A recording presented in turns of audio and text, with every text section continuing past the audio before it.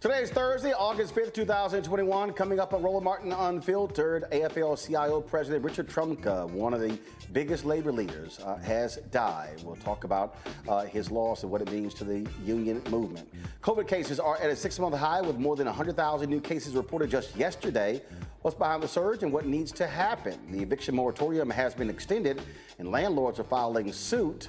In L.A., Mayor Eric Garcetti signed an ordinance criminalizing folks who are homeless. In Michigan, a black realtor says he was racially profiled while showing a home to a black couple. We'll also have a conversation about destigmatizing HIV and AIDS in response to comments made by rapper DaBabby. Plus, how to get a discount on Seek virtual headsets just before watching the show. Also, folks, we'll talk about voting rights. Until freedom. They're going to be having their protest tomorrow as well. It's time to bring the funk on Roland Martin Unfiltered. Let's go.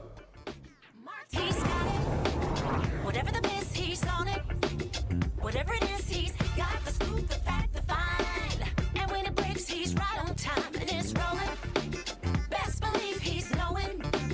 Putting it down from sports to news to politics. With entertainment just for kicks, he's rolling.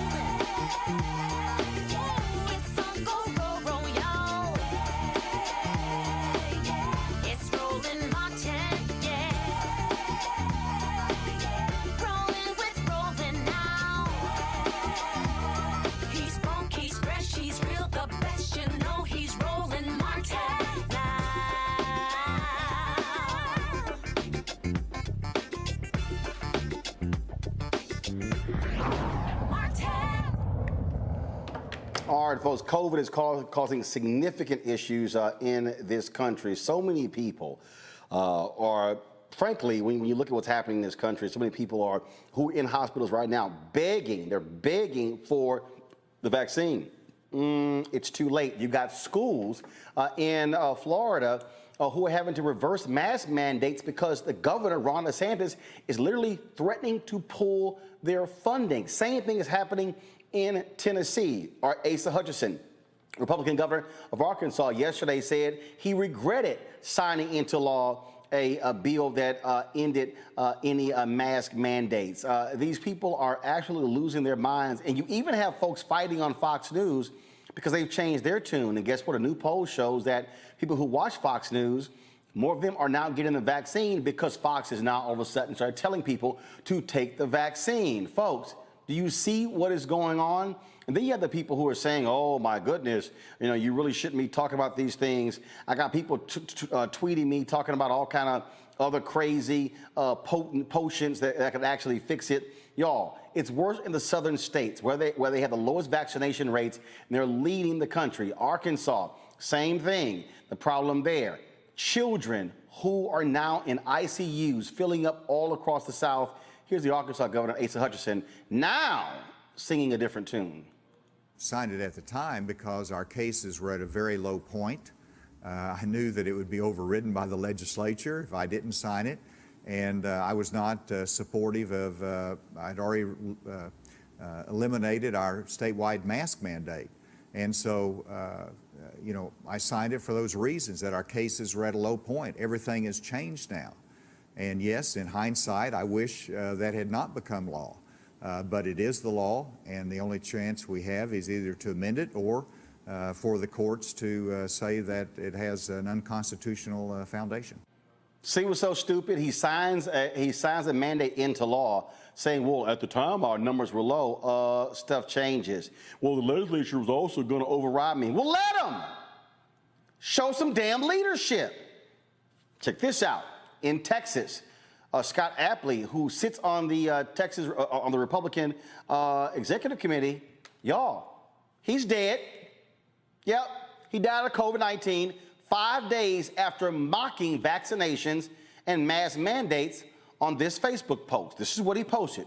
In 6 months, we've gone from the vax ending the pandemic to you can still get COVID even if vaxxed, to you can pass COVID on to others even if vaxxed, to you can still die of COVID even if vaxxed, to the unvaxxed are killing the vaxxed.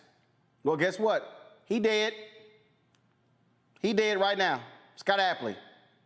His family's about to bury him because well, see what happens? Texas has 3.1 million reported cases, 52,142 deaths, including him. Only 44% of Texans are vaccinated. Public health officials and politicians are urging all citizens to get vaccinated. The Biden administration plans to require all foreign travelers to be fully vaccinated before entering the country. Joining us right now, Dr. Ebony J. Hilton, Associate Professor, Anesthesiology and Critical Care Medicine, University of Virginia, Medical University of Virginia, also Medical Director, Goodstock Consulting. Dr. Hilton, glad to have you back on the show. It has been, we've watched how these things have gone. And again, everybody has a choice whether they want to get vaccinated or not. That's fine. You have a choice. But we keep seeing numerous stories, Ebony, of people in the hospital right now, intubated, on ventilators, begging nurses and doctors, can you give me this shot? And they literally are patting their hands saying, baby, it's too late.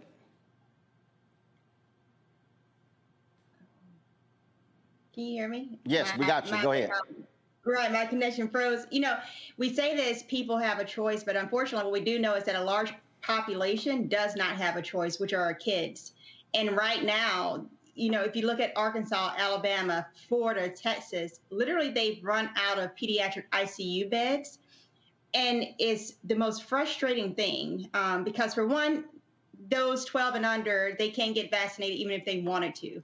But we know that right now, literally only 11% of 12 to 17-year-olds are actually fully vaccinated in the United States of America. And unfortunately, we're seeing that younger and younger people are literally dying because of COVID-19. We've seen cases now rise from newborns to teenagers out of Florida, out of Texas, out of Alabama, out of Arkansas, Louisiana, where they are dead. And it's adults making stupid decisions because even for those children 12 and under who cannot get vaccinated at this point, they depend on us to create this umbrella of herd immunity to protect them.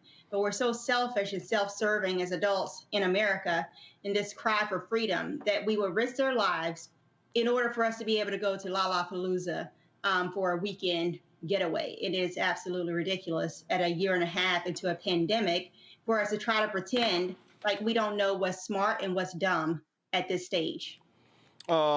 We also have seen the stories now, the people who were gathered outside the stadium where the Milwaukee Bucks won the NBA championship, a massive crowd. Guess what? 500 people who were in that crowd have now tested positive for COVID. Right. And I mean, and Citibank, I think, is planning a concert in New York City for 60,000 people. And New York City and Chicago, where Lollapalooza was, literally they were the epicenter of where COVID started, where everyone truly realized this is a problem.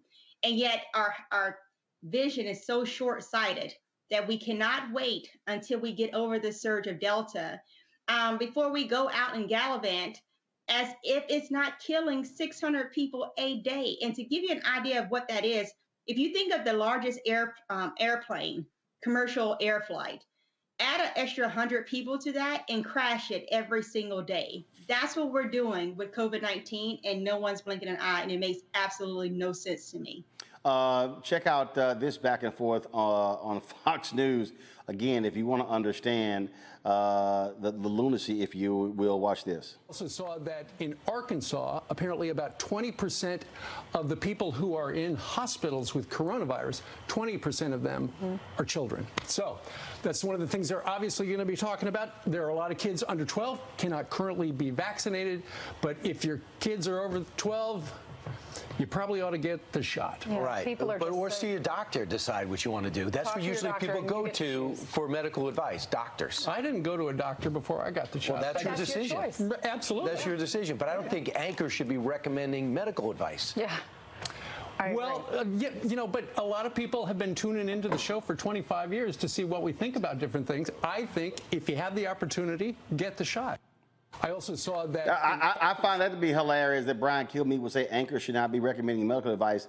I guess he doesn't watch Fox News or he in prime time, or he doesn't actually watch even his own show. Yeah, I mean, even him saying you shouldn't go and get it, that's medical advice too. So, I mean, it's absolutely ridiculous. The GOP makes no sense to me. You're literally killing off your base. If you look at Alabama, Arkansas, Mississippi, they have Texas, they have Florida, they have largely voted Republican. And guess what? Right now in Florida, literally 18,000 cases a day is the running average over the last 2 weeks. If you look at Louisiana, they went from 400 cases a day back on July the 4th to 4,000 cases a day this week. It's ridiculous, and it makes no sense. And I think that's why truly that the GOP are starting to change their tune and say, oh, wait, now people need to go and get vaccinated, because they realize you literally are killing off your voters by doing this. It makes no sense. Everyone needs to wear a mask. Everyone needs to get vaccinated. We need to stop having these concerts every other day, because we're going to be looking at what the models show is by September the 1st, we're going to be looking at 200,000 cases a day in the United States of America. And by October 1st, literally back to 4,000 people dying a day. That's what the models are showing. And we weren't hitting those numbers in 2020 until November, December. So when you think about the fact that we're going to start hitting those numbers months earlier, our risk of hitting well over 1 million people dead from COVID-19 this year is definitely a real possibility. We have to stop playing these games. Dr. Anthony Fauci talked about how this thing could actually get worse than it is right now. Help me understand, are we headed towards a period once again where we're going to see lockdowns, businesses shutting down, masks routine for everybody, or is this potentially just a temporary setback? John, I don't think we're going to see lockdowns. I think we have enough of the percentage of people in the country, not enough to crush the outbreak, but I believe enough to not allow us to get into the situation we were in last winter. But things are going to get worse. If you look at the acceleration of the number of cases, the 7-day average has gone up substantially. You know, what we really need to do, John, we say it over and over again, and it's the truth. We have 100 million people in this country who are eligible to be vaccinated, who are not getting vaccinated. We are seeing an outbreak of the unvaccinated. There's some breakthrough infections among vaccinated. You'd expect that because no vaccine is 100% effective. But in the breakthrough infections, they are mostly mild or without symptoms, whereas the unvaccinated, who have a much, much, much greater chance of getting infected in the first place, are the ones that are vulnerable to getting severe illness that might lead to hospitalization and in some cases, death. So we're looking not, I believe, to lockdown, but we're looking to some pain and suffering in the future because we're seeing the cases go up, which is the reason why we keep saying over and over again, the solution to this is get vaccinated, and this would not be happening. So Dr. Hilton, there's somebody who's watching, and they're saying, "I'm sorry, I'm just not buying it." Yesterday, we had Terrence Woodbury on with Hit Strategies. They've done polling. 52% of African Americans say they're not going to take the vaccine. Talk to them. What do you say? What do you say to somebody right now who is adamant or who is hesitant about taking the vaccine? What I say right now is that things will get worse before they get better. We know that children are going to start schools in South Carolina. It's on September the 8th, I think, or something like that.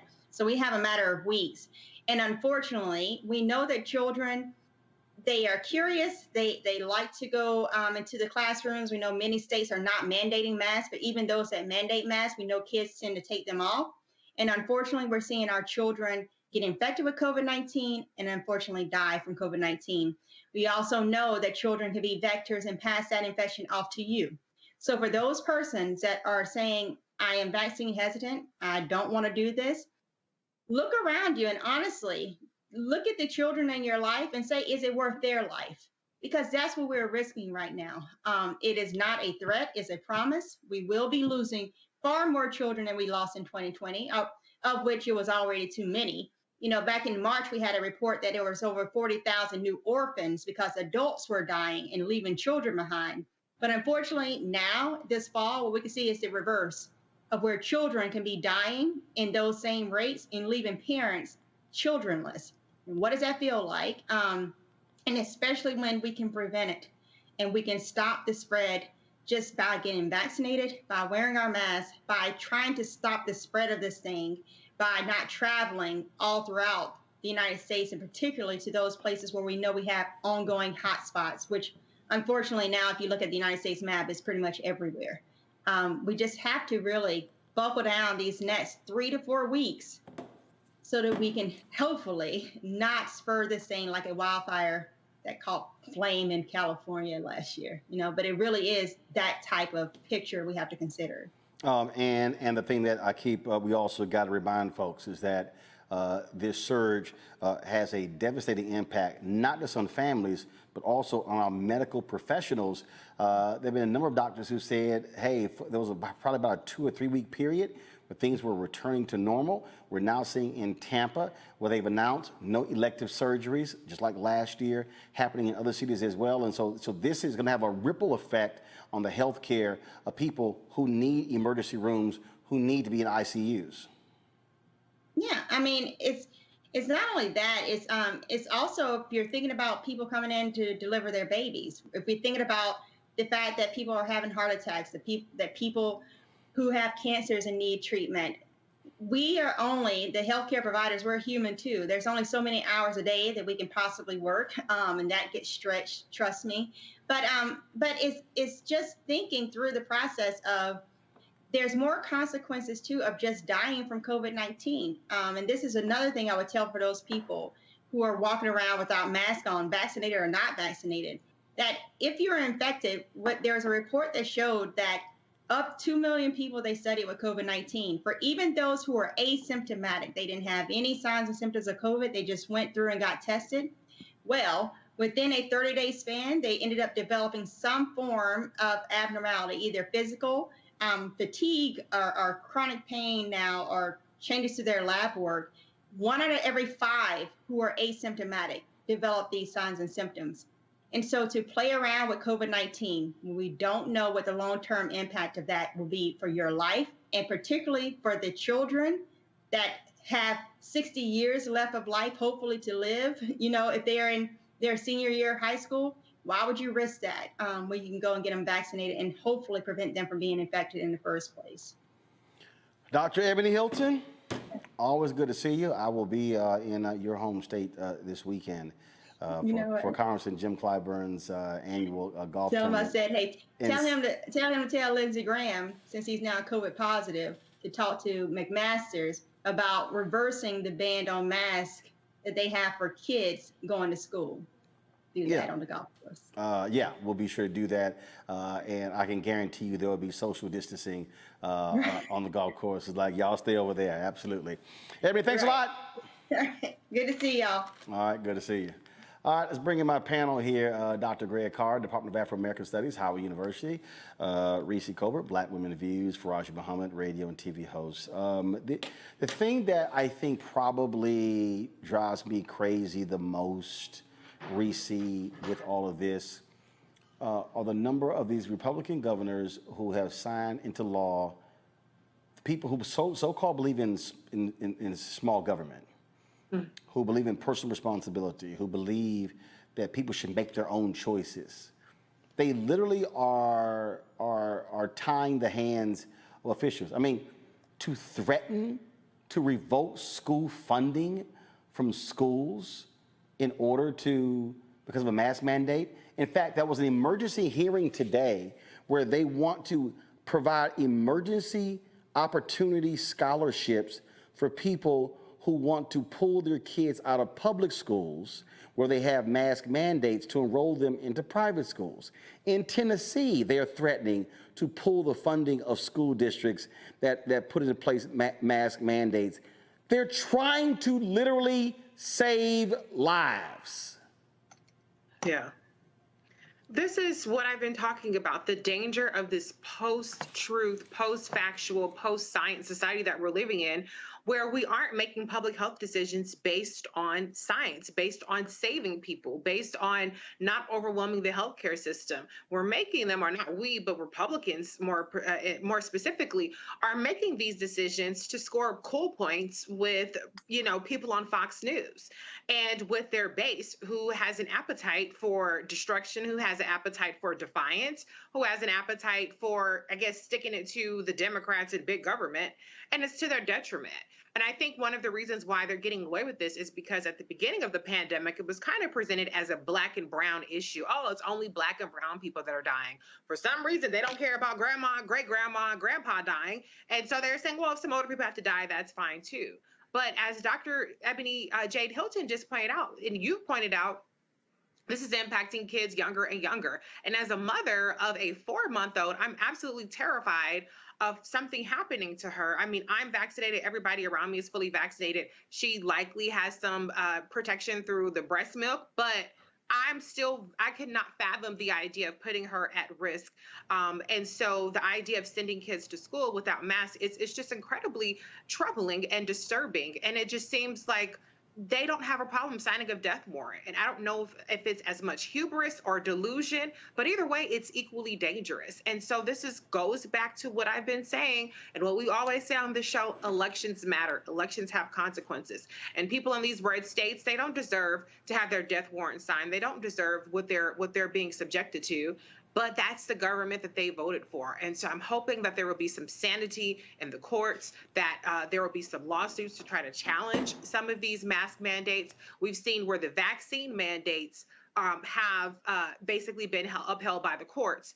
And it'll be interesting to see how these banning the mask mandates would hold up in the courts, if the same logic would hold. But it's very dangerous. It's very dangerous. And to think that some people are choosing to sign up for this danger is even more mind-blowing. So we have to try to tackle this disinformation in this post-science society that we're living in. And the one last thing I would say is, it's so troubling to know that it's not even about trying to contain the disease anymore, contain the pandemic and the spread. It's just basically saying you're on your own. If you don't get vaccinated, you're shit out of luck. And we know that kids can't get the vaccine, but hey, we'll figure it out. We're gonna, and I'm scared to see what kind of death toll and destruction we have to see from kids, because we know from the Sandy Hook shooting, there's an incredibly high appetite for children's deaths in this country. And I'm just very afraid to see how many kids are going to have to die or get long COVID or be in the hospital before people say enough is enough. Roger, we talk about, again, impact. We often have said on this show that the vaccine is done 100%. It doesn't completely ward you off. There are variants, how Delta. They are in Jackson, Mississippi. They're mourning the death of the sheriff in Hinds County, Lee Vance, 63 years old. Apparently there was he was fully vaccinated. Apparently there was a outbreak of COVID in the county jail. He was at home for quarantining, and he died this week. And the thing that, so you have that example, but really what I think what is really just confusing me are the people who are not listening to children's experts. People who are not listening to these doctors who specialize in children. I'm looking on Cleavon's Twitter account, and he had posted a particular video where a hospital official in Arkansas said that they had experienced a 690% increase in children impacted. But also caught me this here. 42-year-old John Ayers from Southport, England, died from COVID. Quote, he was the healthiest person I know. He thought if he contracted COVID, he'd be okay and have a mild illness. He didn't want to put a vaccine in his body, said his twin sister. Now, this is his photo. That's what he looks like. This is him in the hospital. Now, look, this was a very muscular, healthy dude. You know, for the life of me, I don't get these people who don't realize what's happening with our children. Well, I think it's a few things, and I think that once you start looking at, you know, vaccinating adolescents, there has to be a much bigger and deeper conversation because you're talking about children. One of the big concerns that I've been reading about and hearing about, Brother Roland, is the fact that out of the Children's Health Defense, this is a activist group founded by the attorney Robert F. Kennedy Jr. Who is actually one of the biggest spreaders of disinformation on the vaccine. Well, I mean, he brings up a point. I think we should, and I'm saying this is why we have the conversation. But look, there's a conversation. There's a conversation, and then there are people who are deliberately sending out misinformation, and he's one of those people. Yeah, okay, and targeting our community specifically. Well, with flyers. Okay, fine. If we don't want to acknowledge him, but let's look at the fact that if you're talking about having children, and I have two children, I have an 8-year-old and a 2-year-old. So when we're talking about having children, we're talking about informed consent. We're talking about what is going to be the impact of the vaccine on their evolving bodies. We're talking about a whole lot of things. This cannot be just a simple rollout. This is not a PR campaign. This is my future. This is REECIE's future. This is anyone that has children or caretakers of children. This is your future. So we can't have a big conversation about vaccinations, an experimental vaccination at that hasn't been fully approved, and it won't be at least until until September, excuse me, until we understand the whole, at least get the whole picture. I think one of the big parts about this whole process, Brother Roland, REECIE, and Dr. Carr, is the fact that there has been a campaign of everything from fear to coercion to intimidation. Now it's just all out federal workers, you're mandated or you lose your job. But here's the deal, though. I'll be honest with you. I'm scared to death. You damn right. I mean, and I want to show this. And I want to show this. Doctor, I want to show this. Doctor, I want to show this. If nobody wants to die. I want to show this. Dr. Jose Romero, who is the pediatric infectious disease specialist at Arkansas Children's Hospital, this is what he said. Among children less than 18 years of age who were hospitalized in July, 58% were less than 12 years of age. Listen to this. I'm going to take it back. Just hold on one second. Among children less than 18 years of age who are hospitalized in July, 58% were less than 12 years of age. I think these numbers exemplify and bring out a very sobering aspect of the pandemic in our state. We have a group of individuals that are extremely susceptible to infection because they do not have eligibility for a vaccine. Among children less than 18 years of age who are hospitalized in July. So I'm going to pull you in here, Greg. So this is the conundrum that we're in. We are literally seeing children's ICUs filled to capacity, all in many of these southern states. They are calling around neighboring states. They're saying, we have no room for your children. Yeah. I mean, if you're not going to take the vaccine for whatever reason, isolate. Don't have any human contact. If you've already taken it, save yourself. Wear your mask, protect yourself. If you got friends or loved ones who are not going to take the vaccine, listen to them, ask them why, try to reason with them from a distance. And if you can't get through, cut them completely off. And as for this white nationalist Stoop Olympics, and it does look like the governor of Florida is going for the gold medal, which would be the nomination for his party, the White Nationalist Party, for the 2024 presidential cycle. You know, whatever happens to y'all, happens to y'all. I'm going to keep saying this until somebody understands it. There is no we in this country. There's no national soul. There's no national sentiment. There's only people living in the same landmass with various perspectives. That white woman in Arkansas that went viral the other day for her tortured biblical interpretation of why God doesn't want her to put the needle in her arm, I wish her well. I won't encounter her in the store. I will not encounter her on the floor. I will not encounter her anywhere in the world. And if you want to die, you go right ahead, because in order to get sick, you have to be alive. Let's not forget that. Meanwhile, the continent of Africa, about 1% rate. The countries in the world that have been rendered poor through structural capitalism, for every 100 people, they've got access to about a dose and a half, as opposed to people in the United States and in the global north who have, for every 100 people, access to 50 doses. And the cover of today's Financial Times talked about the fact that Moderna, which I took, and Pfizer have gone up on the price of their vaccine. They just unloaded $2.1 billion to the EU bloc, and they are actually charging more now for their doses. Capitalism was about to kick in. Now, we'll talk a little bit later about this housing crisis, but those at the very top, they could give a damn about any of us.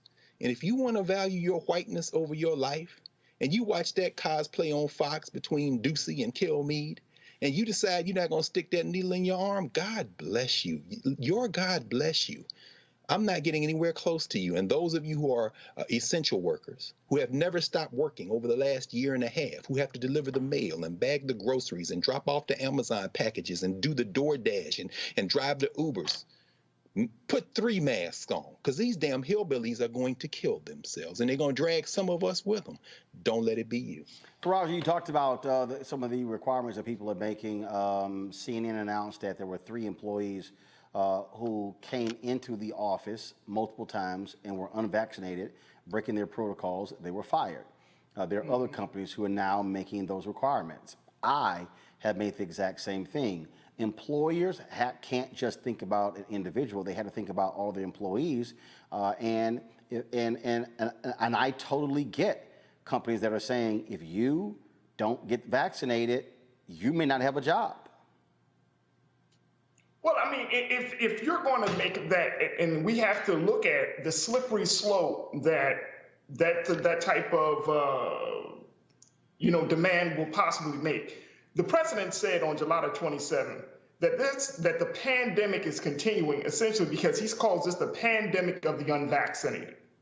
I mean, that is absolutely insane, because this pandemic was happening before vaccines even came about. So the pandemic of the unvaccinated, to create that narrative, to which adds to the growing tension around vaccinations and those who are vaccinated, you're creating a war. And when you're talking about, if this gets to the point, Brother Roland, Dr. Carr, and REECIE, if we're getting to the point now that we're going to make vaccinations mandatory, you're going to have a real revolution in this country. And guess what? You're going to see, I'm not just talking about from black folks, I'm talking about, let me just case in point. And I think that we should all kind of talk about this a little bit more, but the USA Today, they put out this piece just a couple of days ago where they looked at this question of whether your personal freedom, what's the end of your personal freedom when you're deciding to do something for yourself? And what's the start of doing something for the common good? And as Americans, they said this, the COVID culture point, at what point should personal freedom yield to the common good? What is the common good? Now, is the common good saving lives? Absolutely. I don't think anybody wants to just check out of here, you know, but the common good, based upon what we're seeing a healthcare companies that are reaping rich off of this vaccine. We're seeing the conflicting messages coming from the CDC. You know, 70+% of the American people said that they have lost trust in the CDC and other agencies because of the conflicting messages.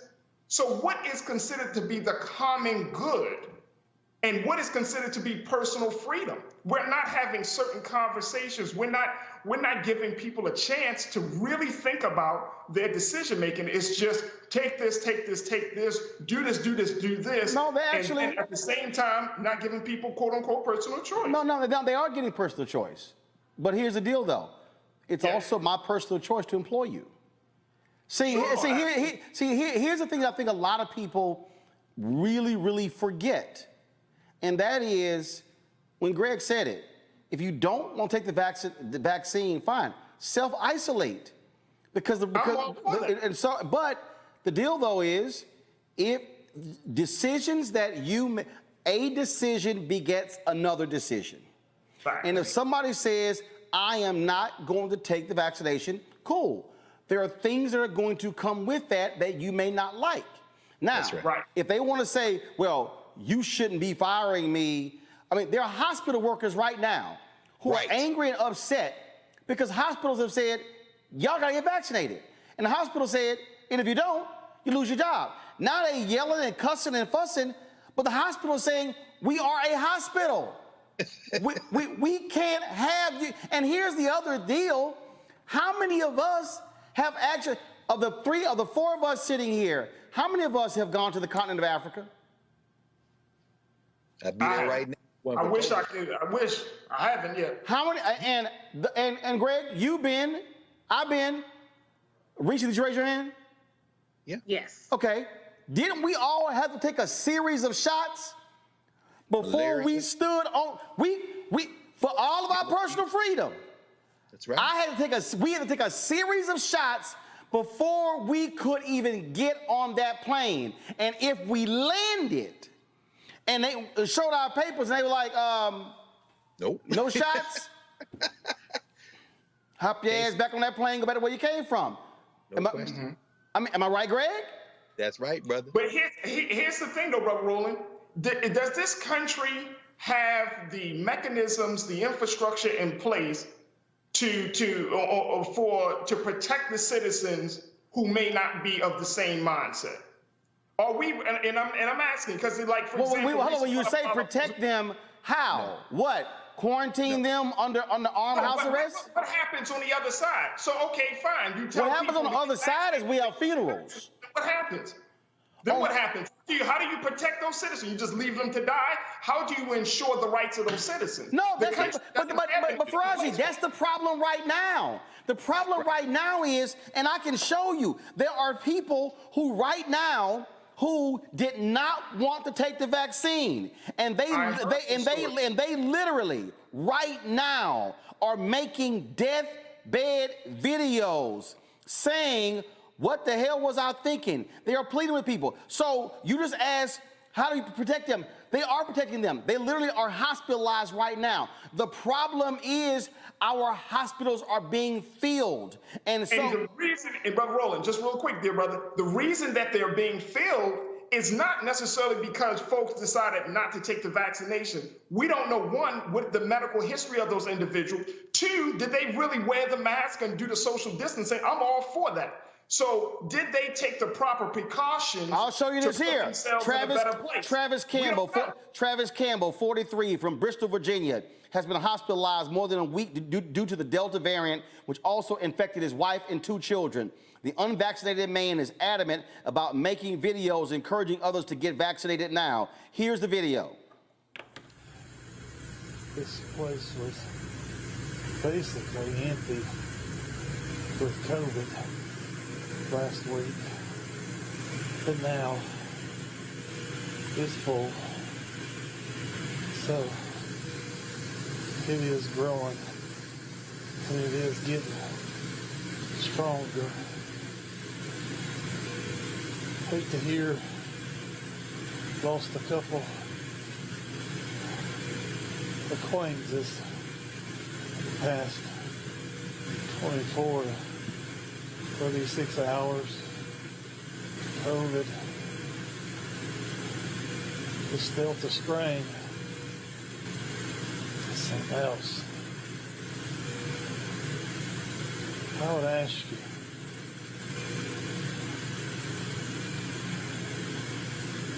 if you thought that you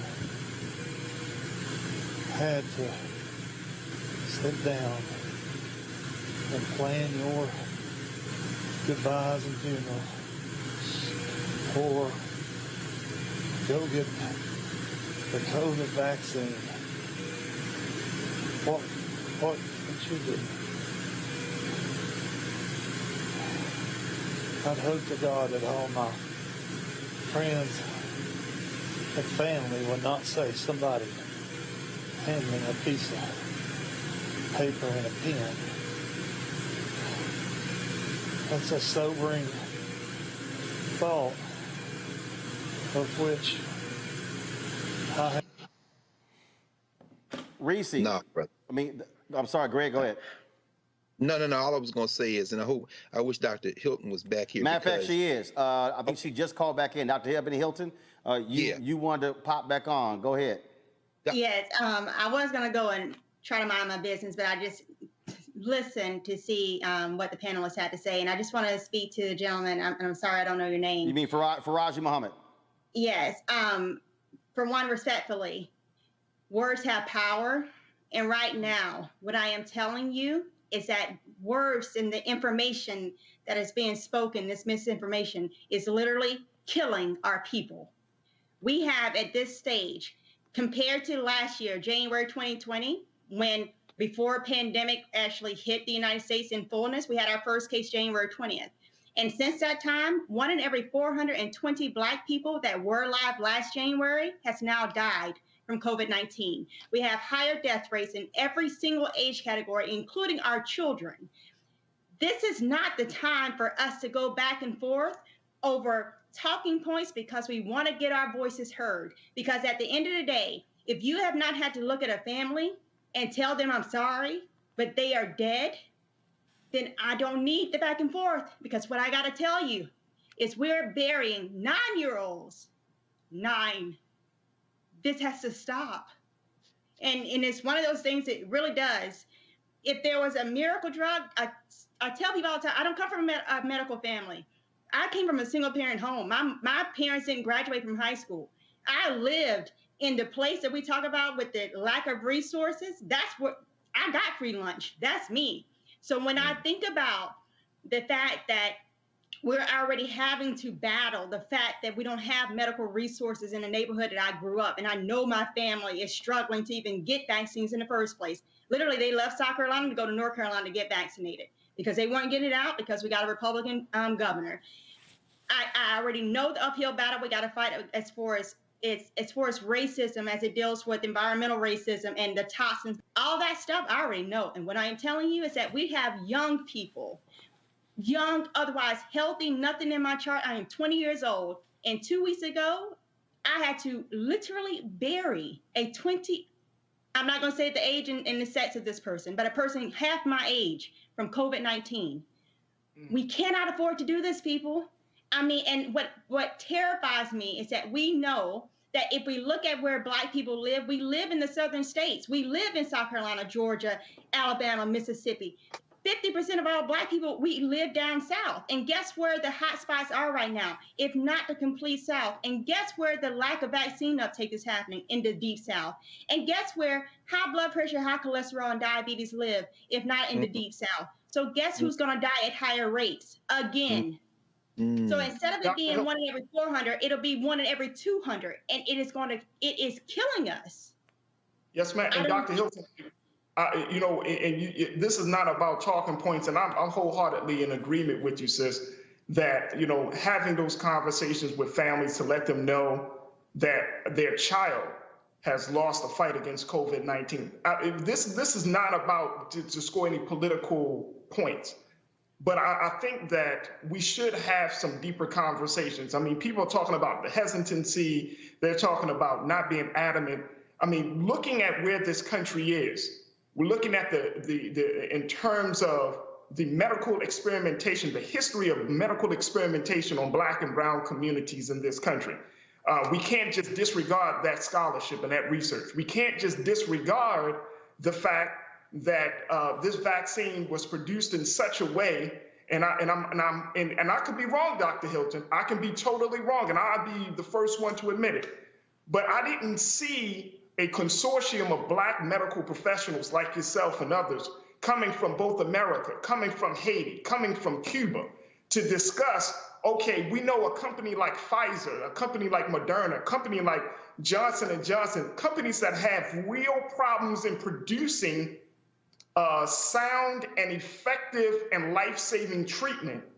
Let's see what other alternatives have been, can we look at? I don't know if those conversations happen. Please inform me. Let me know if those discussions were had where we can look at it specifically for Black and brown communities, that those conversations where we can look at what are some of the options outside of these medical corporations. Wait, hold on. So you're asking, first of all, I can tell you, because we had them on, the National Medical Association, the folks at Meharry, the folks, they were very much involved in as a vaccine was being developed. Now, when you say other options, please, by all means, present the other options. I think there are other options. Look at. We can look at South America. We can look at Mexico. We can look at Haiti. We can look at what's happening in Africa. When I looked at some of the numbers, Brother Roland, Dr. Hilton, when I looked at some of the numbers, again, correct me if I'm wrong, but in the global context, the United States has the highest number of COVID cases in the world.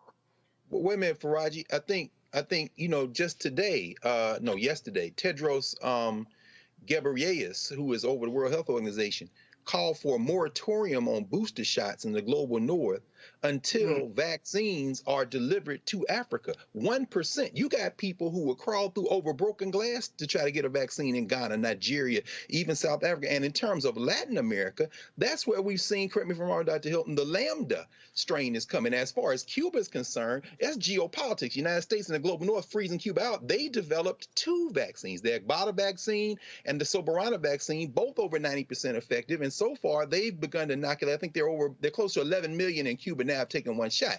But Dr. Hilton, help me, because again, and Roland, I'm glad you mentioned President of Meharry, James Hilton. If you had him on before anybody, he's an epidemiologist. I mean, Wayne Frederick at Howard, the sister who's president of Morehouse School of Medicine, you had them on over and over again, and you've kind of been the thread through all of it, Dr. Hilton. So something I heard on the show the other day, the brother from A&T who you had on, Roland, made this point. But Dr. Hilton, correct me if I'm wrong, the Delta Plus, the Lambda, I mean, I had Moderna. Number one, that doesn't make me immune to COVID. But in terms of the new variants, am I now, because of those, if I get one of those variants, am I more likely to be a carrier with a mild illness? And then because the new variant looks at, COVID is not racist. And the new variant, help me if I understand this correctly, because of the new variant, I am more likely to infect an uninfected person than maybe even before they had a vaccine. It's just this vaccine's not helping me against. We don't even know if it's going to help me against COVID for Lambda. And is that true? Is that correct? Right, and it's one of these things.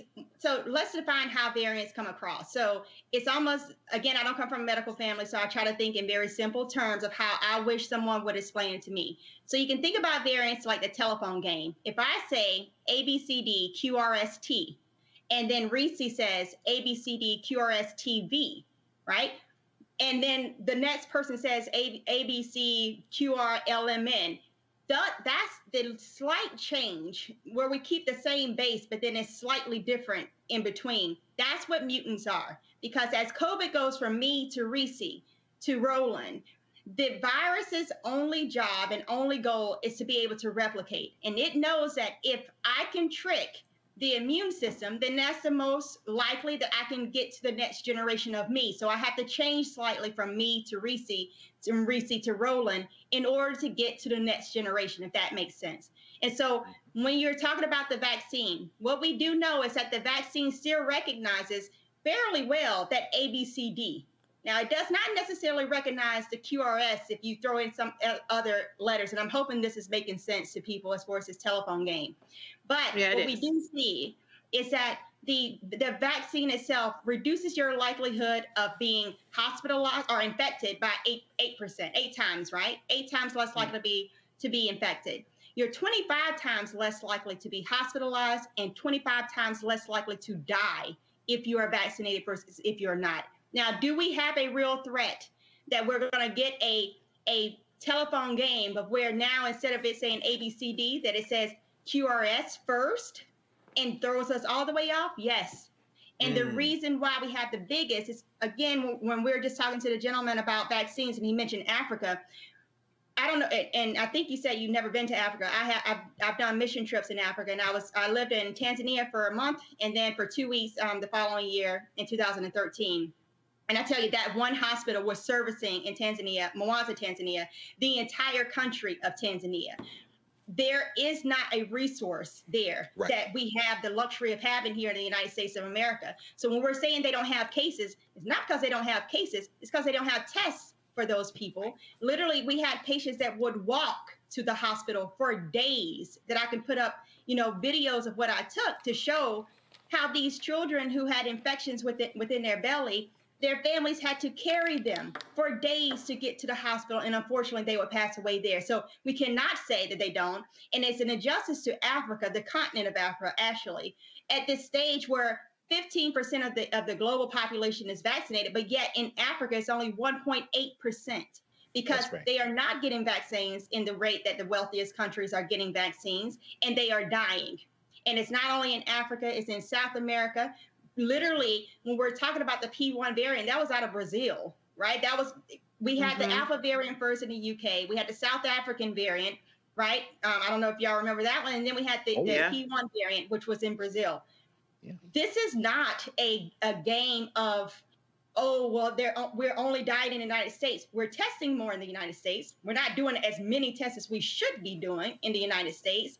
And yes, we are able to count our deaths better because we have the medical resources that if you get sick because you don't want to get vaccinated right now for whatever reason, you can go into a hospital that's at least 20 minutes car ride from your home, right? That's not the same in every other location.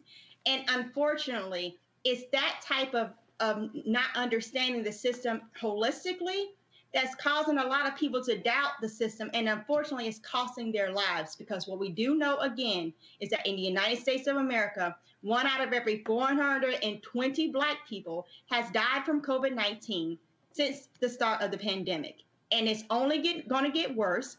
We are again estimating right now we have 100,000 cases being diagnosed a day. That's going to go between now and September the 1st, which is only 3 more weeks, up to 200,000 people we're estimating going to be diagnosed a day. And by October the 1st, we're going to be burying 4,000 people a day. And how many of those people are going to be Black people? And it doesn't have to be. Dr. Hilton, excuse me. I'm interested to get your take on, how do we have a conversation like this? And it's fine. I mean, we can go back and forth, but I think that it's very important that we have a conversation like this from a space of really understanding that Black folks do not trust the medical industry of America. We don't trust the medical system, right? We understand that, there are 2 books, and I'm sure Dr. Carr can go further on it. Medical Apartheid by Harriet Washington, that talks about the dark history of medical experimentation on Black people, and Acres of Skin by Alan Hornblum, which deals with medical experimentation done largely on Black inmates. So when we had that history, I mean, how do we just put that to the side? Do we just say, no, it's not important because the numbers are for this is right now? Or do we just say, okay, let's figure out some other way to address this beyond a PR campaign? No, and I think we do address the history. Again, I don't come from a medical family. The reason why I went into medicine is literally when I was 8 years old, my little sister asked my mom for a brother. I'm the middle of 3 girls. And at that time, my mom told me that my parents' first child was actually a little boy. She was in her 11th grade of high school. They got pregnant. She went to a clinic, and at 6 months pregnant, they did a test on her. She started leaking fluid. My brother was born within 2 days, and he only lived 3 days, and he passed away. That's the reason why I went into medicine, because I, at the age of 8, felt like I can possibly make a difference where another mother wouldn't have to cry because she has to bury her child.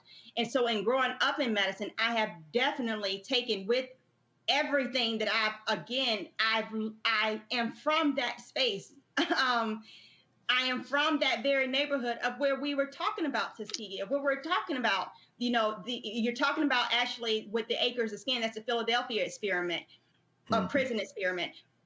All that stuff, literally, if you look at our website, I have a consulting firm called Good-Stock Consulting. Literally, that's all we talk about day in and day out. And what we are saying is holding institutions accountable. If you look at things like Tuskegee, for instance, they were withholding medication for Black people that could have kept them alive.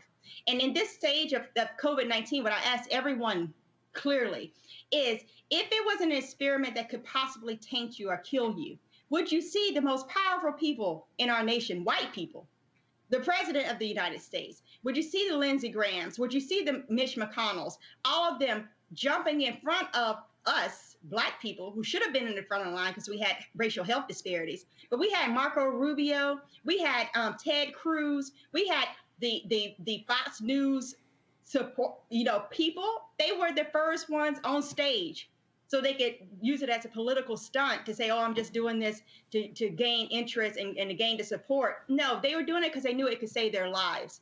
And Lindsey Graham right now with his COVID positive self, if he did not have the vaccine, would likely be dead. That's the truth of what we're dealing with. So we have to look at this thing and take a step back and say, if it was this huge experiment, then would we be seeing people literally jump over you in order to get it? Because if y'all don't want it, I guarantee you there's people all around this globe, like in India, where they're burying 13,000 people a day because of the Delta variant, that would say, please give it to me because I don't want to die. And unfortunately, in the United States, between now and December the 31st, many people who are hearing my voice right now will not be here. And possibly even me, because when people are coming to the hospital, they are coughing in our face. I don't want to die either. And it's that selfishness of thought of, well, I don't want to put something in my body. But when you get sick, then all I ask for you to do is keep that same energy. Again, I'm not from a medical family. Take the white coat off. Keep that same energy then, and don't come into the hospital coughing in my face, because I want to go home to my family too. That's and right. that's Can I jump in? I'm gonna bring REECIE in. REECIE, Faraji talked about having a conversation. That's what we've literally done for the last 15, 16 months. This is precisely why I have put on Black medical experts. We know, based upon the research, REECIE, Black people trust Black doctors than they do anybody else. So there was a reason why. Now, I get this whole deal about let's have the conversation, but this is the dilemma that we are in. We can talk about what has happened over the last 100, 200, 300 years, or we can talk about how we're going to enrich funeral home directors today. Right. Here's what's so frustrating, because this is exactly what I have been screaming about, the way that disinformation has really infiltrated our communities. I think we need to challenge ourselves as Black people. Why is it that we can quote and we can cite Robert F. Kennedy, I don't know if it's the junior or the third, but a virulent anti-vaxxer who's targeting our communities with this who's been targeting our communities with anti-vaccination rhetoric, and specifically the COVID anti-vaccination rhetoric. I mean, it's going so far as to hand out flyers. Why is it that there is trust put in that person as opposed to a doctor like Dr. Ebony Jade Hilton, who is telling us that? Why is it that we as Black people, not all of us, and I'm not trying to dump on you, Faraji, but this is my frustration that I've seen in our community where I've been screaming about this. And Dr. Ebony, you know that I've been saying this because you're talking about vaccine access. And I said, we have to talk about hesitancy as well. We have to talk about the way that there is a deterrence campaign infecting our community. And why is it that as Black people, we will believe a sensational lie from a white person who wants to do harm to us than the simple truth from Black people who are trying to protect us, who are trying to get the truth out there, who are trying to save our communities. And I'm not trying to criticize you, Faraji, because I don't think that it's you alone who was repeating some of these things. But when you quote the CHD and the Children's Health Defense, that's an anti-vax organization. That is an anti-vax organization by a white man who does not want what's best for our community. Oh, no. Don't get it twisted, REECIE. No, don't get it twisted. It's not about choosing. Look, I trust, and of course, Dr. Hilton is not my personal doctor, but right. I trust her scholarship and her medical expertise. So it's not about that. This is a much larger conversation. So it's not like, oh, we're not listening to Black doctors, but at the same time, Black doctors have been used, and I'm saying historically, I'm not speaking of Dr. Hilton, but Black doctors have been the face of white interest and white power in the medical industry. See this? But that's making my point about the cynicism and skepticism towards Black doctors. And all I'm saying is, why isn't there that same cynicism and skepticism towards anti-vaxxers like Robert F. Kennedy and the Children's Health Defense? Okay, fine. We don't have to bring Robert F. Kennedy. You can agree with or not. But hold on. All I'm saying is, why is there not equal, if not more, skepticism and cynicism towards the people that are actually trying to harm our community, that are actually trying to make it so that 1 in 420 Black people becomes 1 in 200 or 1 in 100? Why is there not the same level of scrutiny and cynicism towards those people? Those are the people who are actually trying to harm us. That's what I'm saying. If you want to be skeptical of anybody, I'm all for being critical. I'm all for getting the facts. I'm all for doing the research. But what I find as a trend, and it's not exclusive to COVID-19. It's in politics. It goes across the board. There's data that is contrary to conventional wisdom, that is uncritically ingested, indoctrinated, and regurgitated. And then you have the actual facts on the other side. And the people that are trying to give the facts, people like Dr. Ebony Jade Hilton and a number of Black experts, as Roland has had on the show, are the ones who are tools of the white agenda, and they're the PR campaign. The PR campaign is the Children's Health Defense Fund. That's not a medical organization. They're putting out flyers. We already know that. That's an activist group. So it is what it is for them. But again, REECIE, this is not about picking and choosing. This is looking at a pattern. This is looking at a system that has not been kind to Black bodies. Okay, all right, okay, fine. Just show me this then. Okay, fine, show me this. This is very simple. Please show me, and first of all, we know very well first of all, ain't nothing in America. There's not no system in America that has been kind to Black people. We can apply that to real estate, Wall Street, every single system. We got that. Fine, show me this. Show me a Black doctor who does not believe in the current 3 vaccines, who has come up with an alternative. Who? A Black doctor. Yes.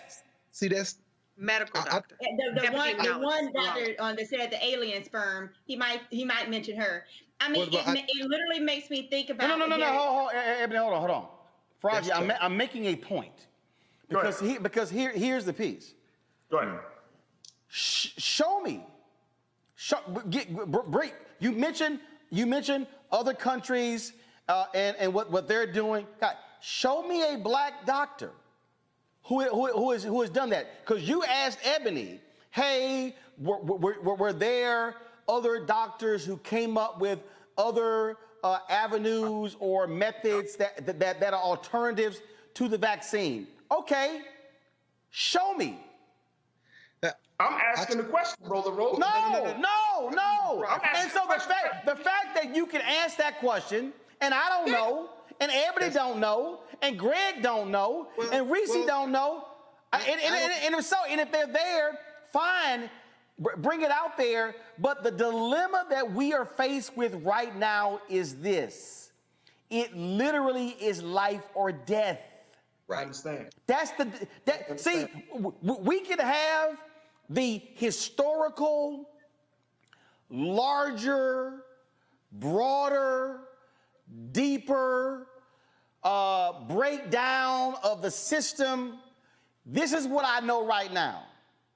When my ass go fill up my gas, I better have some gloves on and some damn disinfectant, because the Delta variant might be on that gas pump. When I get on that plane, I am not thinking, let me be real clear.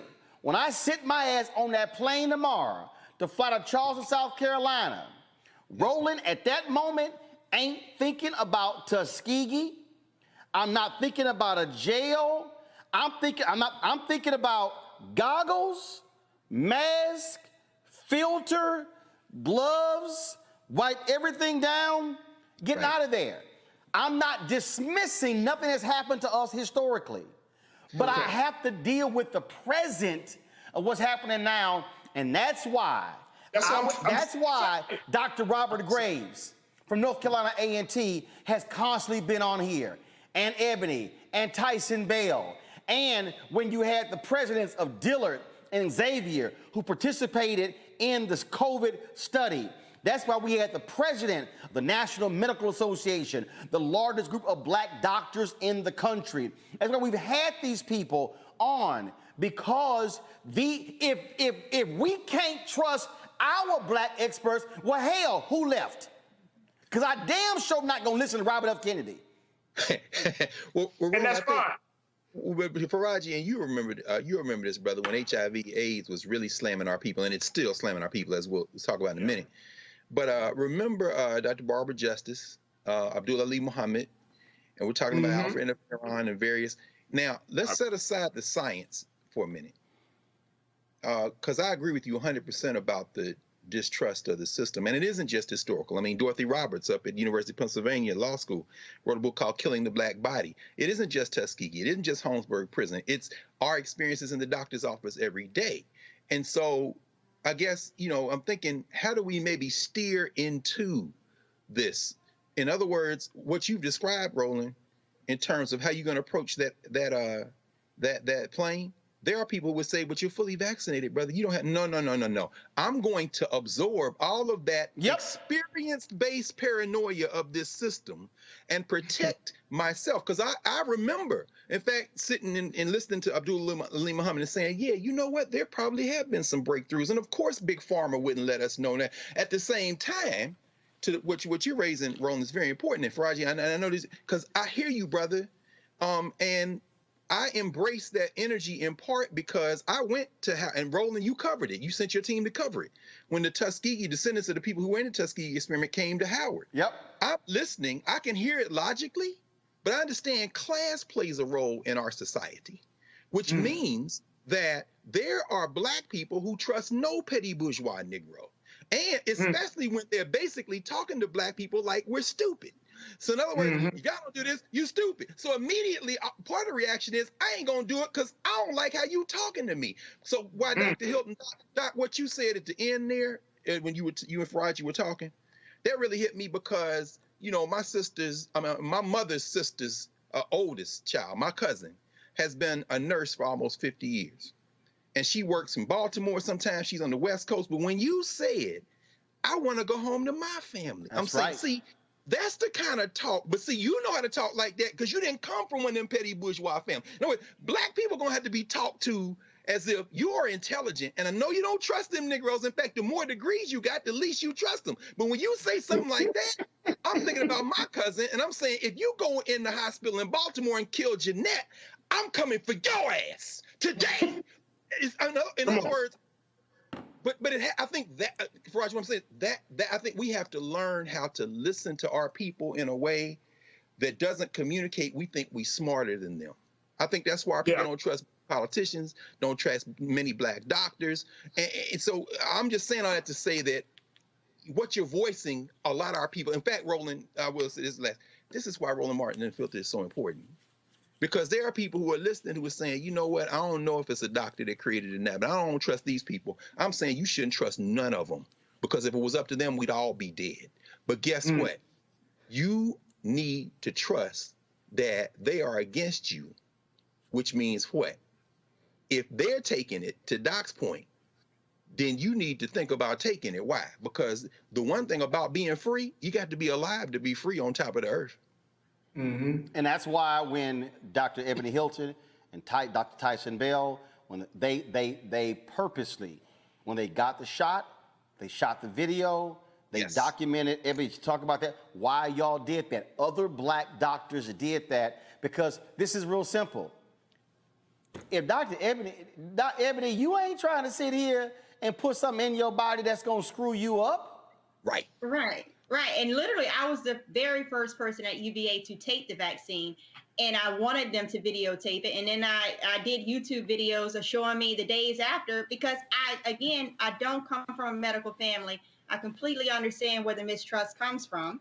And I wanted it to be one of those things of people could see by my example. I wouldn't do something to myself that could potentially kill myself. I mean, I love life. And I didn't feel that it would be right of anybody in the medical profession to ask someone else to do what they wouldn't do themselves. And so, like I said, I completely get it. I think, and I apologize if I came out as being kind of harsh and blunt, because it literally. No, you ain't got to apologize.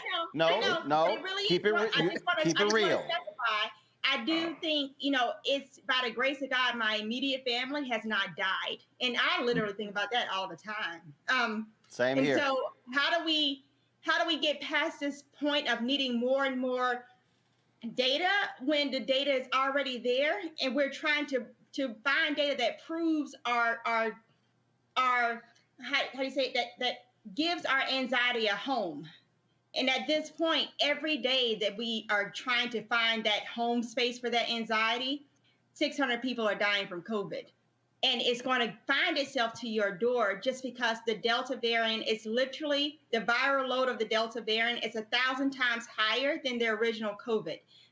It is not something that you can just say, oh, I'll be okay. And even if you don't die, I have a mentee who is a young Black woman. She's in her mid-20s. She hasn't been able to taste or smell since January. And what does that mean when your brain no longer works in the same way? She is 26. What will her life look like when she's 40 or 50? Will she develop Alzheimer's at a younger age? We don't know. But we do know that that part of her brain is now scarred in some kind of way. That's scary. And you don't have to go through that. Wear your mask, get vaccinated. Don't go to Lollapalooza and things like that. It's not worth your life to have 48 hours of fun. We're just trying to get through this together. That's all. All right, Dr. Can I say one more? REECIE, go ahead, the final comment. Okay, let me just talk to the audience right now. Here's the thing, my people. I understand the hesitancy. I understand the mistrust. What I want to warn you about is that there is a campaign to use that mistrust to further damage our community, our lives. They are playing on that mistrust. There's a campaign through foreign interference, through social media, through organizations like the Children's Health Defense Fund that mean us harm, that are utilizing our well-warranted mistrust to damage us even further. And so just at least keep that in mind when you're seeing some of this anti-vax information. It is your choice. It is your choice. But I will say, in terms of medical racism, Black women have the highest Black maternal mortality rate. We do have the benefit. I know many Black women that have decided to do home births, that have decided to get doulas. That isn't as much an option with COVID. I had a standard C-section in a hospital. There are alternatives to counter that medical racism. The government is telling us the only thing you get is the vaccine or a ventilator if you get the thing, or body bag. Good luck, bitches. So you make the decision whether you want to throw your lot in with the vitamins, with the disinformation, with with your immune system being in perfect health, or if you want to give yourself a little bit more of a chance with the vaccine. It's up to you. But the government is saying that's it. The pandemic of the unvaccinated means if you don't get the vaccine, don't say shit to us. That's what the government is saying, and that's what the employers are saying. And so that's your choice to determine which side you're going to be on. Dr. Ebony Hilton, I'm going to say thanks for a second time since you decided to come back on, watching the conversation. I certainly appreciate it. Thanks a lot. Thank you. All Y'all right. be safe. All right, we're going to go to a break, and during this commercial break, we're going to show you, this is not all of the experts, but you're going to see, because I need y'all to see what we've been doing, okay?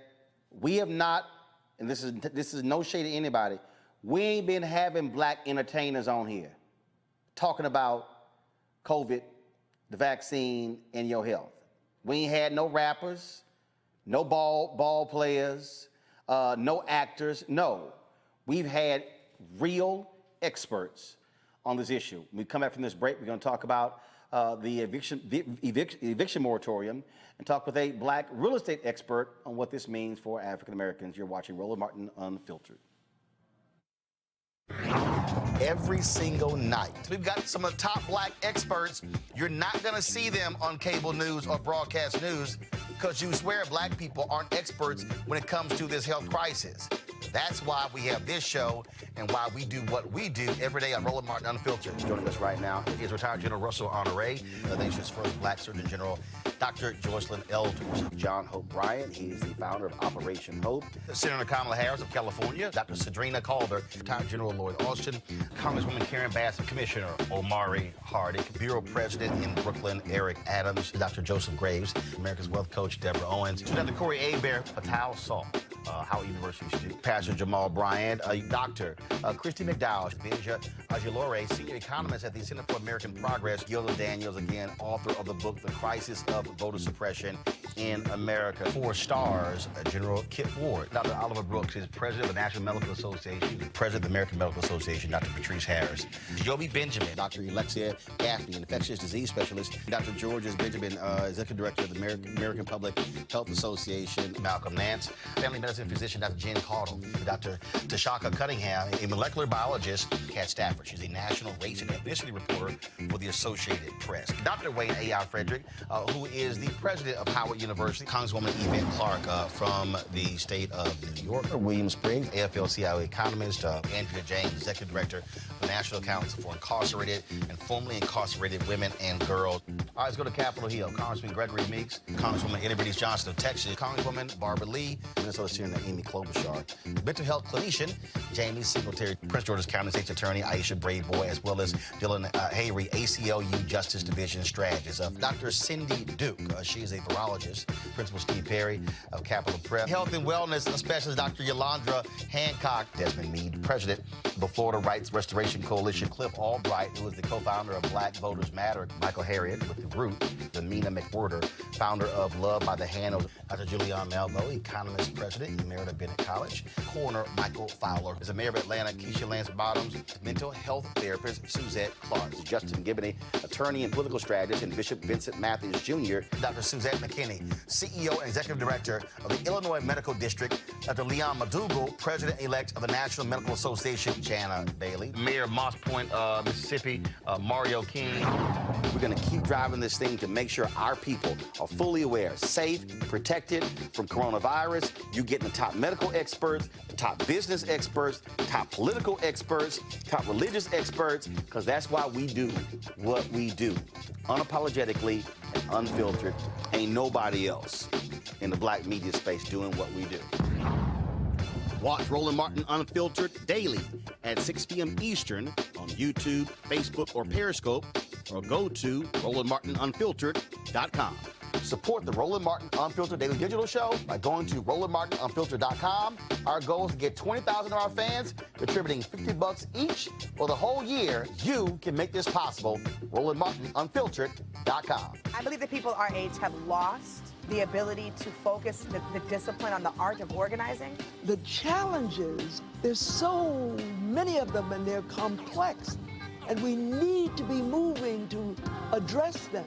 But I'm able to say, watch out, Tiffany. I know this road.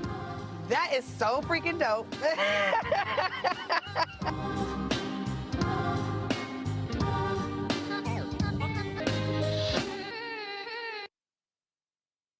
Hey, I'm Donnie Simpson. What's up? I'm Lance Gross, and you're watching Roland Martin Unfiltered.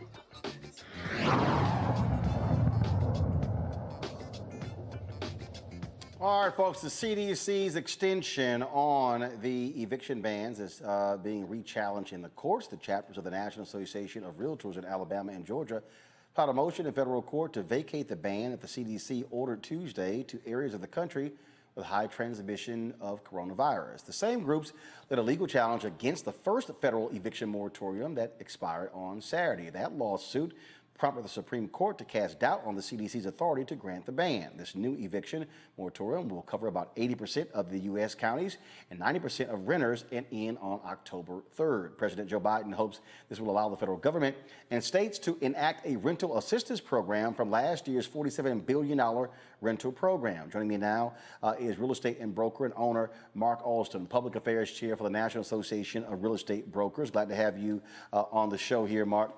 Sorry to keep you waiting, but that COVID conversation was quite fascinating, and I did not want to end it because a lot of people, I think, were learning a lot that was needed.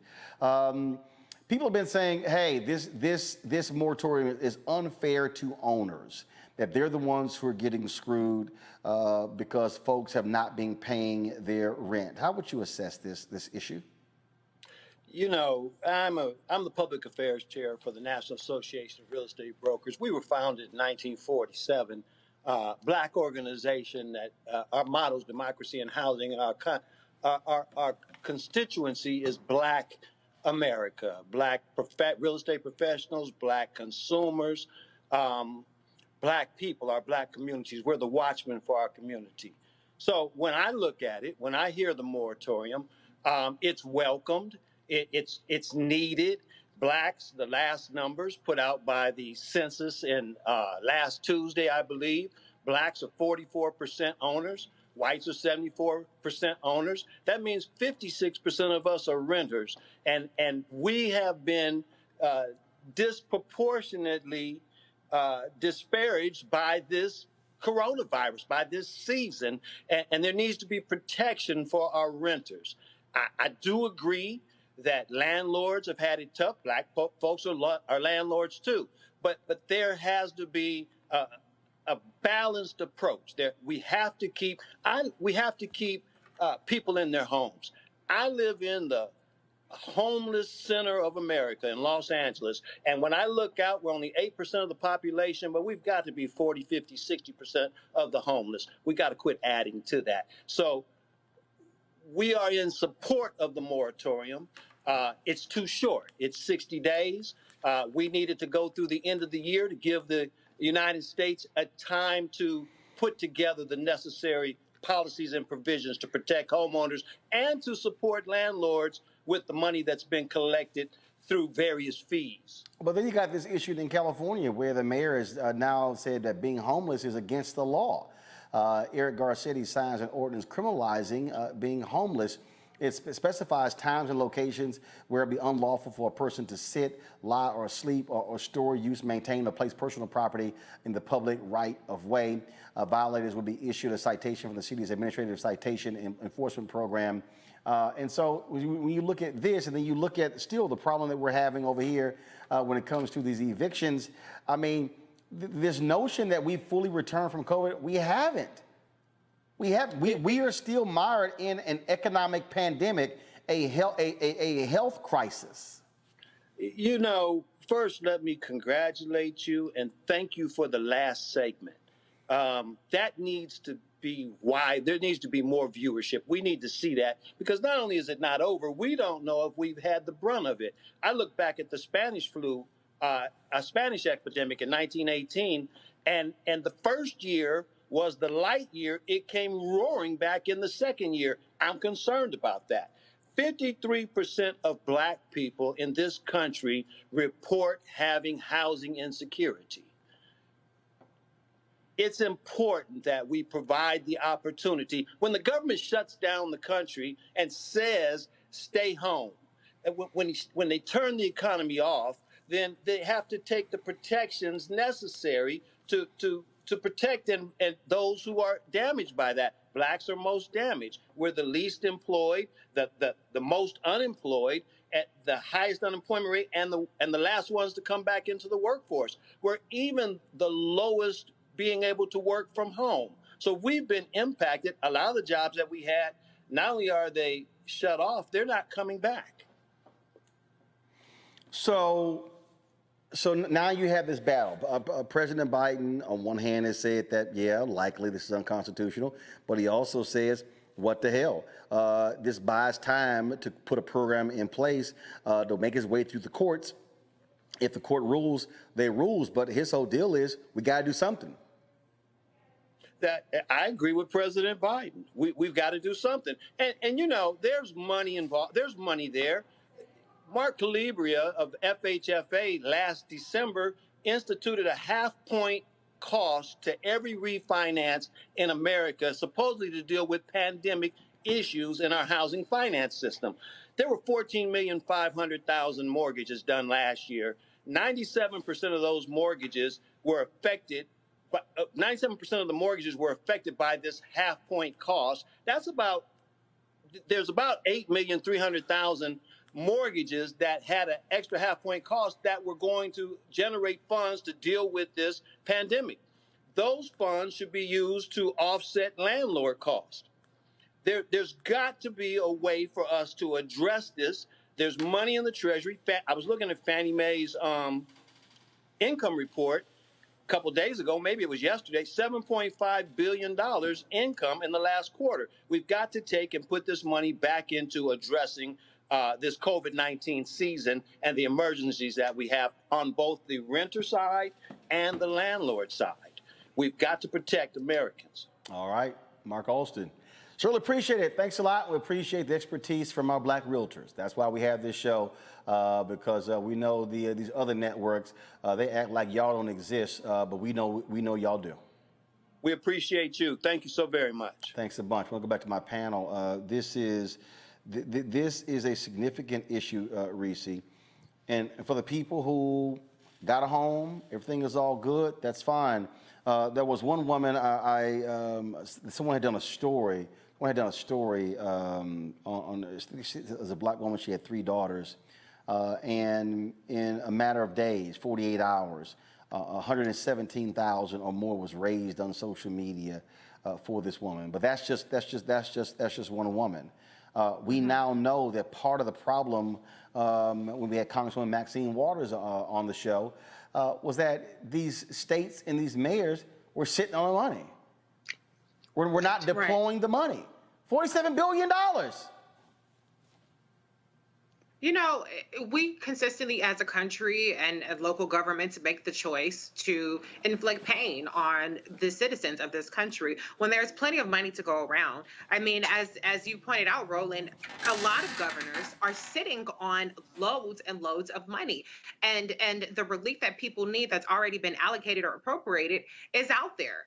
But there's so much red tape, there's so much inefficiency in the process, and there's obstruction in the process that is preventing that relief from happening. And I don't know if they're just trying to run out the clock or whatever the situation may be, but we're seeing the same type of obstinance and obstruction that we've seen with, for instance, the expansion of Medicaid and Medicare with Obamacare. And so this, again, goes back to the point of why elections matter. But another thing to point out, though, is the discussion that we just had about the Biden administration and Biden saying, you know, this is likely unconstitutional, but it buys us some time. I appreciate that because Democrats so often just say, oh, well, I don't know what we could do. My hands were tied. So I appreciate taking a risk. Hey, if it works out, cool. If it doesn't, then you go back to the drawing board and you know, make Congress have to do their job for once. You know, Congress seems to think that their role is strictly to be an activist. They're a co-equal branch of the government. They have the power to legislate. And a lot of times we get out of Congress is passing the buck and excuses. And so it's in their wheelhouse. They need to be the ones to take the action and get something through that's going to pass constitutional muster and pass through the courts. Because as we know, Donald Trump and Mitch McConnell got over 200 judges. And as we know, the first thing that these landlords and these businesses are going to do is go after this eviction moratorium. So more work needs to be done. We need to stop making the choice to get people in poverty, to inflict pain, and to actually help the people that need the relief that we have the money to help them with. And Greg, we saw the actions of Congresswoman Maxine Waters, Congresswoman Cori Bush, and others. And for the people who say activism doesn't matter, protest doesn't matter, sit-ins don't matter, they're there to dramatize the problem. The reason Dr. King called the Poor People's Campaign and to have them live on the mall in Washington was to create the drama, to show the reality of poverty in America. You can't just do it just sitting behind closed doors. And it mattered. And how embarrassing for the St. Louis Post-Dispatch, who wrote an editorial that literally dropped an hour before a deal was announced, basically trashing Representative Cori Bush, saying that her actions were essentially irrelevant. Boy, how stupid you idiots look at the St. Louis Post-Dispatch. Well, they might look stupid, but not to their hillbilly, white nationalist, Klan-adjacent followers. And so I celebrate them. Say it with your bird chests. Because Cori Bush, sitting on the steps of the Capitol, and shout out to Cori Bush, Ayanna Pressley, who you talked to last week, of course, the child of two housing activists who met in Cincinnati, Rashida Tlaib, Ilhan Omar. Shout out to them and everybody who went out on those steps for saving some of those Klan-adjacent fools who are calling her the N-word from a place they can still be in because she went out there. And in terms of how you walk through it with Representative Waters, inside-outside game. And Cori Bush gives full credit to Maxine Waters for that. But we should mention this because, of course, Maxine Waters is originally from St. Louis.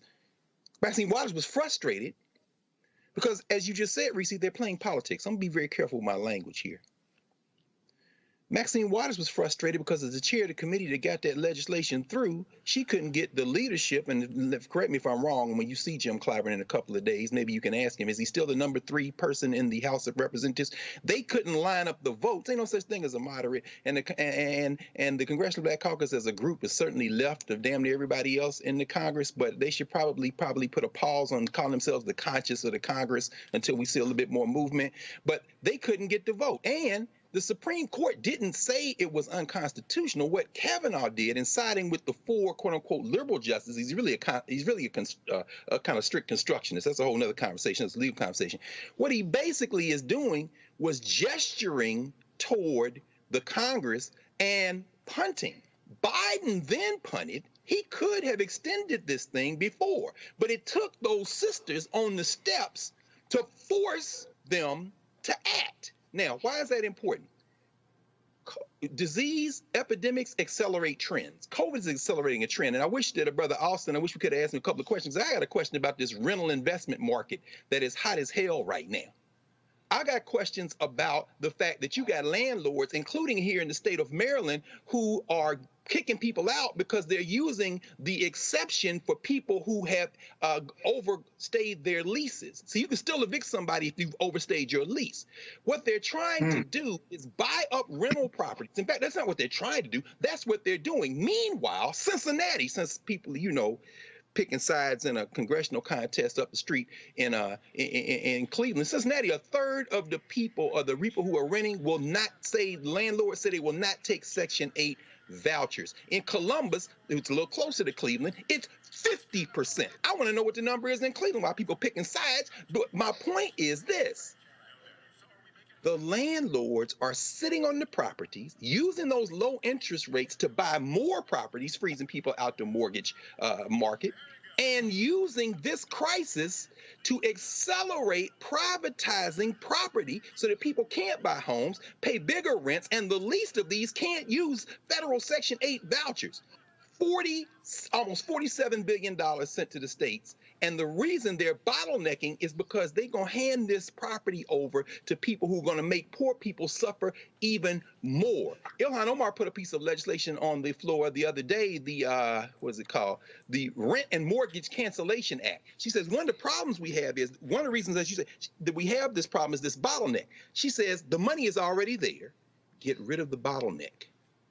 File it in a way that the landlords can, because that's what they're doing, these landlord associations, these realtors say, well, most of these people are small people. That's the same shit you say. What about that 50% of people who are not small? These are the multinationals who are buying up property. Omar is like, cancel the rent. Do you understand? You have to pay this rent back anyway, and these people are keeping you from, they're keeping landlords from getting the property money so they can buy the property money. Mom and pop realtors, don't line up with these corporations. They after your property. So shout out to those sisters who went out there. I'm not into progressive or moderate. I'm into what the hell you going to do to stop what's going on to the least of these. And if you Negroes want to get in the way of that, then I am your enemy too. Roger? Yeah, I mean, I think this is just another show, Brother Roland and Dr. Khan REECIE. This country don't care about poor people. This is a disaster, and one of the big things that I'm looking at. Excuse me. Even in Baltimore, we're having a problem with landlord-tenant issues because they are looking at in Baltimore City Council, they was trying to get a measure passed where renters would put their money to a company, and then the company would protect their money outside of the escrow. But basically, there was a pushback from renters in Baltimore City about, using a third party that some people say is not trustworthy. But there was some pushback by renters using a third party to hold their money, and renters feeling like they have to pay what they call some type of renters, not just your traditional renters insurance, but some extra fees for this company. So there's a lot of talk about tenant-landlord issues in this country. And I think that, as REECIE and Dr. Carr said, it's important that we keep a couple of things in mind. One of these things, Lisa Rice, president and CEO of the National Fair Housing Alliance, she said, if what you want is to get people back to work and not have people out in the streets protesting, then maybe you don't want to kick them out of their houses. And this, what I think, Brother Roland, opens the door for the bigger issue of gerrymandering, which we all understand what it is, redistricting. I mean, because of the simple fact that if you move people out of their homes, then they don't have a residence. And then now when the lines start to move around for the next upcoming election cycle, then you got the resources are different for that community, and the power becomes different for that community. And so that's the concern that I have. What's the impact of the moratorium on the election ballot come 2022? Folks, I do want to go with this story here. The president of the AFL-CIO, Richard Trumka, he has died at the age of 72. Trumka's organization represents more than 12.5 million workers. He was a leader for more than a decade. Lee Saunders, my alpha brother, who is president of the American Federation of State and County Municipal Employees, and of course, they also a partner of us right here at Roland Martin Unfiltered, said this about Richard Trumka's untimely passing. He said, "We lost one of the nation's fiercest, most effective advocates for working people ever. From his earliest days working in the coal mines of Pennsylvania, Rich has lived the values of the labor movement with the greatest passion and purpose. He has touched and improved so many lives." Trumka was actually camping with his family, was on a hike. It was a hiking, and when he suffered a heart attack and passed away. When we talk about power in this country, and understand this here, our offices literally are right here on Black Lives Matter Plaza. If you walk in that direction, you can walk to the White House. The White House is only 2 or 3 blocks from where we are. About a block from the White House, the headquarters of the AFL-CIO. Just want to get some thoughts again on his impact and an untimely passing. Greg, he was literally, in the middle of all of this debate, negotiation with Congress over workers and COVID. and lots of public policy. And so to lose Trumka at this point is certainly a huge blow to the labor movement. Yes, it is. Trumka, third-generation coal miner, as Brother Sanders said. The little town he was in Pennsylvania, born in Pennsylvania, his granddaddy was a miner, his father him. Buckeye Coal, in fact. It was one of those mining towns. And when we understand that only about 10% of the workers in this country are unionized, we understand that it has been the mission, the absolute mission, particularly post-World War II, of the rich in the world, but certainly in the United States of America, to crush organized labor. And Trumka represents that type of, and I'm going to say this very clearly, white man who understood when it comes to class politics that labor, to quote Karl Marx of all people, labor in a white skin will always be oppressed as long as labor in a black skin is oppressed. And the AFL-CIO had to get over its early demons. Remember, A. Randolph was the first black vice president of AFL-CIO, because with the time they would exclude black workers and the owners would use black workers to break the strikes. Trumka is able, through his work with the United Miners, then eventually he ran them for a while, then when he was the Secretary General of AFL-CIO, and then as president, to build those coalitions. The only other thing I would say, and it's very important to understand, is this. Organization works. You can't beat money without being organized. And if you don't think all the politicians who we like, who we don't agree with all the time, but who we prefer over the alternative, organized labor had a great deal to do with getting many of them elected. This is a loss. This is a loss. And you know, we just need to, it reminds us, though, of the importance of organized labor. It was Senator Chuck Schumer who took to the podium at the United States Senate to give the news of the passing of Trumka. REECIE, when we think about, again, the labor movement, there's been a resurgence. We've had Lee Saunders on talking about this, a resurgence in the last 4 or 5 years because the labor movement went back to its roots. Explain to people why they matter. Absolutely. I mean, it's funny because, you know, there's always this class warfare where people, the Republicans in particular, have run this campaign to try to convince people to vote against their own interests, which is the labor movement.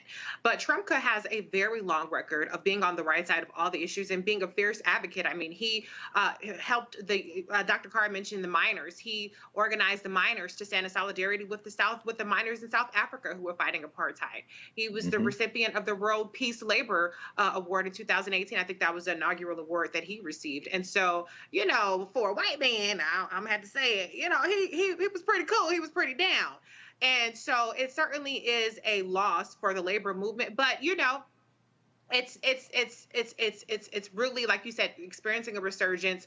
I don't think that it's going to, you know, necessarily stop us in our tracks. The Biden-Harris administration has, you know, put new labor people in place in terms of the boards that Donald Trump has stripped and the Republicans have been really hostile towards. So his legacy and his work will certainly live on. And of course, it was shocking to Faraji because he passed away of a heart attack. It was so sudden, unexpected. And now, as you begin to look at this movement now, the reality is with Trump's passing, it really, I mean, Lee Saunders really steps into the role as America's, you know, in terms of a significant role as a powerful labor force. No, and obviously AFL-CIO is in mourning. No word in terms of who is going to replace him, what the process looks like. But we also know that the rights of African Americans, despite all of what Greg also said there, is that the labor movement has played a crucial role in making that happen too. No, absolutely, and I think that as we talk about his life and legacy, we have to understand the importance of organized labor. And you just brought it up, Brother Roland. Organized labor has played a huge role in making sure that the voices of Black workers, especially laymen and laywomen, is not forgotten. But there's still some work to, of course, there's work to be done to make sure that there's some real equity. But, you know, bringing Black folks into unions, and let me just say, we got to look at AFL-CIO. AFL-CIO can be a model of what people can do when they're organized and come together for a common cause. And so in the same way that AFL-CIO is working, you know, I mean, we're looking at a situation at Amazon where they still don't have a union. Mm-hmm. We're looking at even today where some Black folks are working in spaces where they're not organized. And so, you know, AFL-CIO is a model that we can look at. And to have a man like Mr. Trumka just, you know, passing away, it's going to be interesting to see where the leadership goes, especially in a time of COVID-19, where workers are being laid off and workers' rights are being threatened and the whole nine. It's going to be very, very interesting to see how the union is going to move forward over the next 5 to 10 years. Folks, last item here, and that is the reason.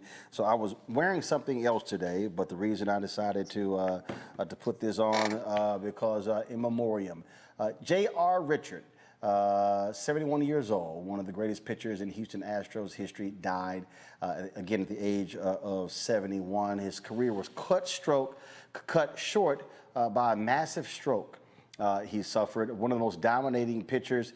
There is no doubt that if his career was not cut short by that stroke, J.R. Richard would be a Hall of Famer. I dare say, Greg Carr, he was the hardest throwing pitcher since Bob Gibson.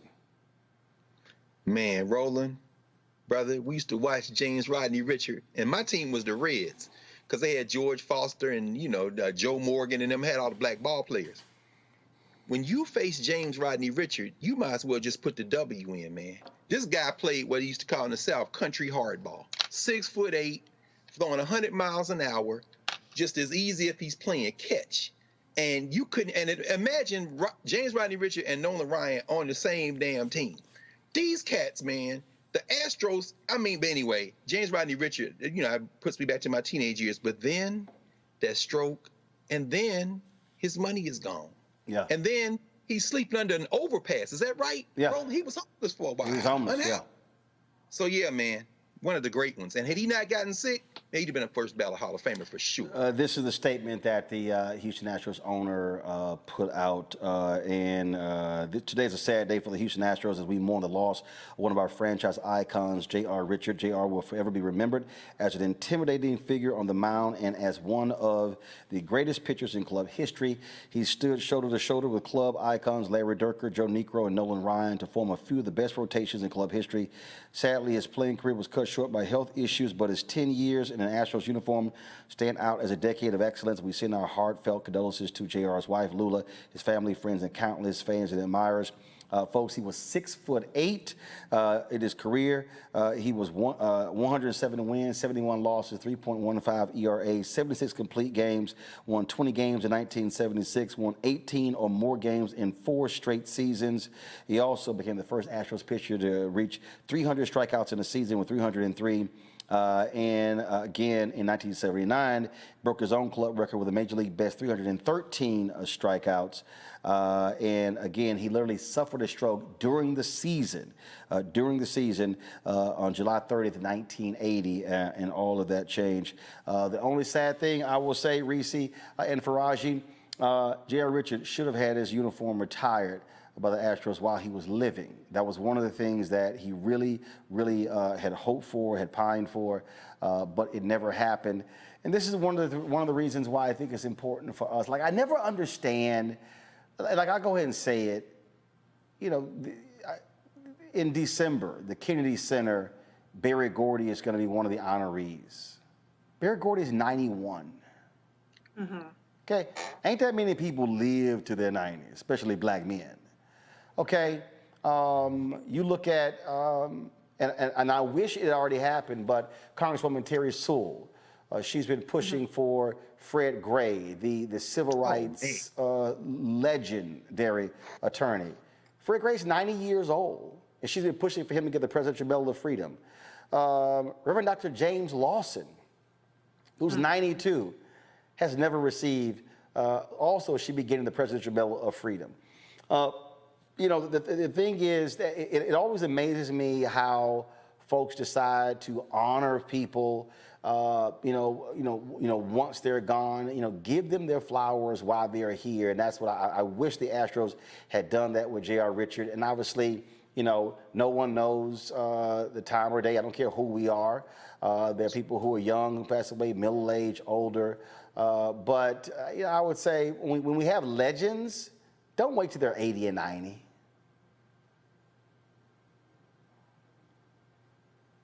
I agree.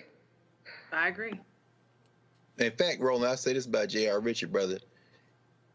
He should never have been unhoused. How in the hell are you going to be one of the all-time greats and be unhoused in Houston?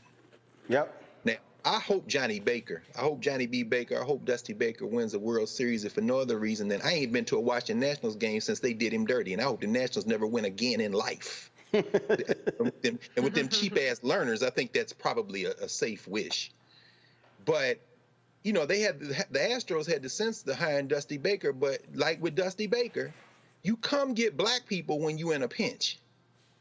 But then when you good, you turn your back. And the only other thing I'll say is, and it's interesting because I thought about this earlier when you talking to Dr. Hilton and we were having that conversation. Look here, man. A heart attack will take you now. My man Runoko Rashidi, one of the great African-centered scholars, travelers, touchdown in Egypt this past weekend. Heart attack took him out Monday. We have to take care of ourselves. J. Roddy Rich didn't have one stroke. He had several strokes. Yeah. Black people take care of your health, especially us. All these underlying, that's a serious, because that heart thing, brother, like you said, no woman, no man knows the day or the hour. But for y'all who use black people and then want to wait to the very end of their life to try to honor yourself by draping a medal around them so you can kind of sneak out like you really cared, y'all, there's a special place in hell for y'all. That's all I'm going to say on that. Faraz, your final comment. Yeah, I'm the same way with Dr. Carr. When we have legends like that, we gotta honor them. And a big thing for me is that we don't teach about them when they're alive. We have black schools, we got HBCUs. Bring them to your school. Show them living legends. Let them tell the stories like the old griots of our people. Because if we don't connect the dots for the next generation, then they're not going to be invested in the struggle. They're not going to understand. But when you have those legends, you don't have to ship them across every part of America. Put them on a Skype, put them on a Zoom, something.